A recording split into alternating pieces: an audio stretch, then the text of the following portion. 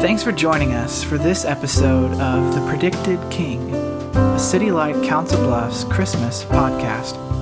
We'll be reading together the book of Isaiah and connected New Testament passages to see Jesus as Emmanuel, the predicted King. Isaiah 42, verses 1 through 9.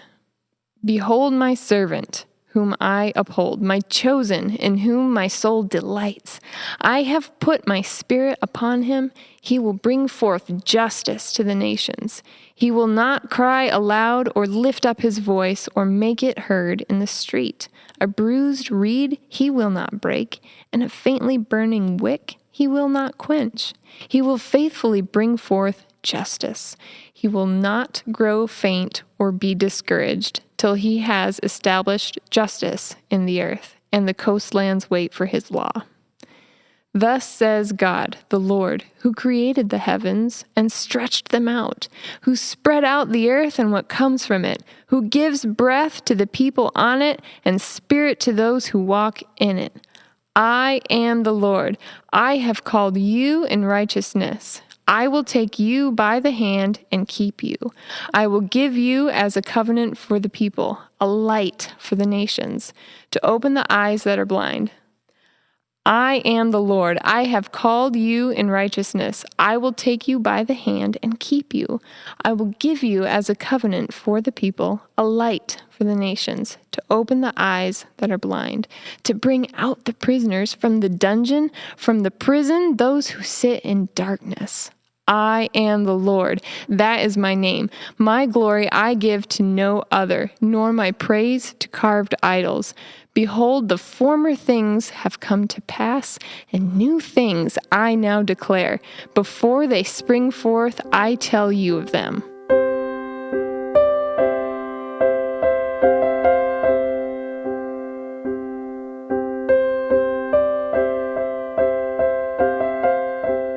Kings throughout history were usually pretty gruesome.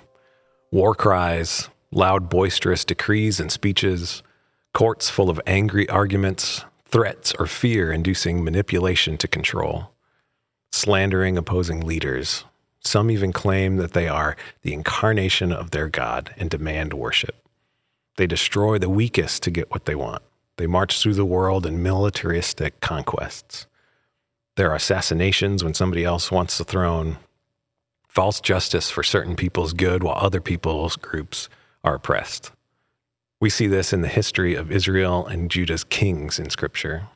We know this is the case for the kings of Assyria, a kingdom well known to Isaiah's day, and the kings of Babylon during the exile.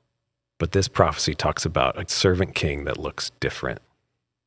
There is a sense of calmness in these verses, a rejection of celebrity status. Violence is not a friend of God's servant. Safe in his hands are a bruised reed that would break by a mere touch, and a faint flame that would only take a small child's breath to extinguish. Her people need not fear him. The weak will not be taken advantage of. Instead, justice and light will be brought forth in gentleness.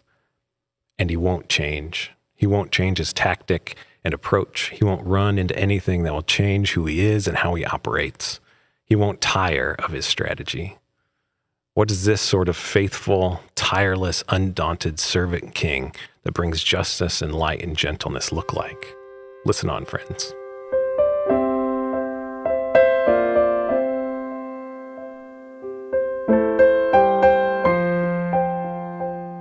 This is Matthew chapter 12, verses 15 to 21. Jesus, aware of this, withdrew from there.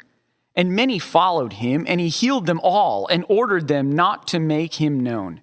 This was to fulfill what was spoken by the prophet Isaiah. Behold, my servant whom I have chosen, my beloved with whom my soul is well pleased. I will put my spirit upon him, and he will proclaim justice to the Gentiles. He will not quarrel or cry aloud, nor will anyone hear his voice in the streets. A bruised reed he will not break, and a smoldering wick he will not quench, until he brings justice to victory, and in his name the Gentiles will hope.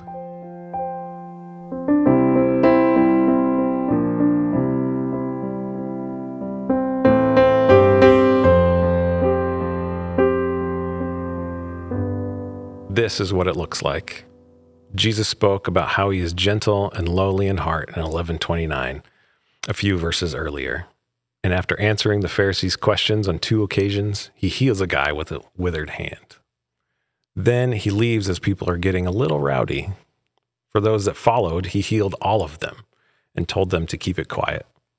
Then Matthew directly quotes Isaiah 42 and clues us in that Jesus is the fulfillment of the servant prophecy. He is the gentle servant king. If Jesus wanted to become a celebrity king and take over Rome and rule the world, this is not the way you do it. Jesus avoids all of the paths to an earthly kingdom. He shows us how he moves closer to his people in gentleness. He arrives to us as a baby. In ministry, he goes to people and draws them in with healing. Let us draw to him with the confidence that he can handle our weaknesses and hurts with gentleness.